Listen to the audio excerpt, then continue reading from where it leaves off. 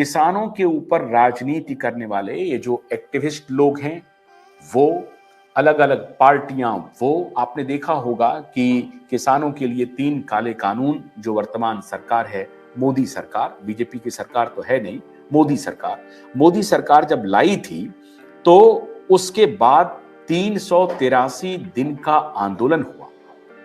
देश का अभी तक के इतिहास में सबसे लंबा चलने वाला आंदोलन था किसानों का। और वो मुद्दे थे जो 3 काले कानून थे उसको लेकर के।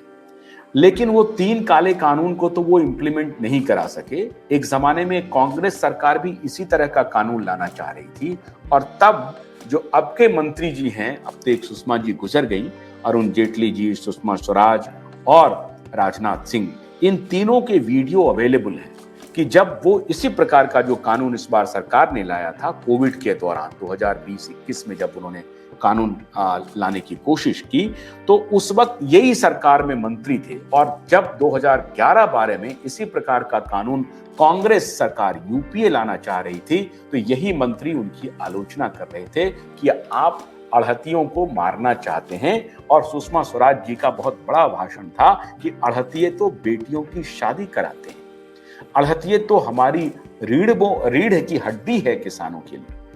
तो ये स्टैंड हुआ करता था भारतीय जनता पार्टी का। लेकिन उसके बाद Bharatiya Janata party Bill Gates के कब्जे में आ गई और बिल गेट्स के इशारे पर वो सारा काम शुरू हो गया और कोविड के दौरान 3 काले कानून को पेश कर दिया गया।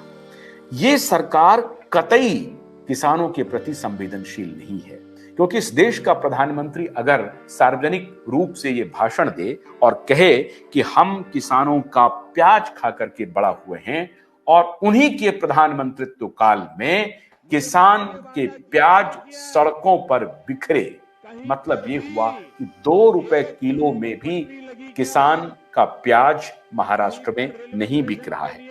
अब ये कहानी मैं आपको बताता हूं। 3 फसल उपजाते हैं प्याज के व्यापारी। जुलाई अगस्त में बोते हैं तो वो सितंबर अक्टूबर में आ जाता है, वो प्याज की फसल वो मार्केट में आ जाती है। फिर अक्टूबर नवंबर में बोते हैं तो फिर वो जनवरी फरवरी में वो फसल आती है। फिर वो जनवरी फरवरी में जो बोया जाता है वो फिर अप्रैल मई में आती है। अब जो किसान के जो डिमांड ये घटा है प्याज का, उसके बारे में जो अड़हतिये हैं, जो व्यापारी हैं, उनका कहना है कि पिछली बार के खरीफ का जुलाई अगस्त का फसल और फिर जो अक्टूबर नवंबर का फसल है उसी का कंजम्पशन नहीं हो पाया है, वो ऑलरेडी स्टॉक में पड़े हुए हैं। और इस बार जैसे ही गर्मी बढ़ी है तो जो नई फसल रबी की जो फसल आई है उसकी क्वालिटी इंफीरियर है। मैं अभी एक अखबार में टाइम्स इंडियन एक्सप्रेस में एक टिप्पणी देख रहा था जो एक एजेंट हैं सम देशमुख का, उनके हवाले से मैं ये कह रहा हूं कि वो कह रहे थे कि इस बार जो प्याज की उपज की क्वालिटी है वो उतनी अच्छी नहीं है, इसलिए डिमांड नहीं है। और डिमांड मोटे तौर पर था क्या, 1000 रुपए से लेकर के 1100 रुपए प्रति क्विंटल बिकता था, मतलब 8-10 रुपए किलो का तब भी मार्केट था। इस बार वो डिमांड घट करके कह रहे हैं कि 500 से लेके 550 रुपए प्रति क्विंटल हो गया है, क्योंकि क्वालिटी ऑफ प्याज जो है, ओनियन जो है, वो इंफीरियर है, खराब है, तो उसका डिमांड मार्केट में नहीं है। अच्छा, ये क्वालिटी क्यों घटा? क्वालिटी इसलिए घटा क्योंकि गर्मी जब होगी, मॉइस्चर जब होगा, तो उस तरह का फसल, वो उस तरह का पैदावार नहीं होगा जिसके कि मार्केट में अच्छी दाम लगाए जाए।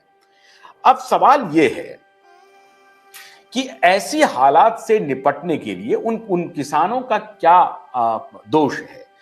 महाराष्ट्र के अलावा राजस्थान में, गुजरात में, बिहार में, छत्तीसगढ़ में जो प्याज की पैदावार होती है, 60 से 40% पैदावार तो अकेले महाराष्ट्र में होती है। टोटल कंजम्पशन का, प्याज के टोटल कंजम्पशन का लगभग 40% उपज अकेले महाराष्ट्र से आता है प्याज का। इसके अलावा बाकी देश के अन्य राज्यों में इसकी उपज होती है। प्याज के किसानों का दर्द महाराष्ट्र से बार बार आता है।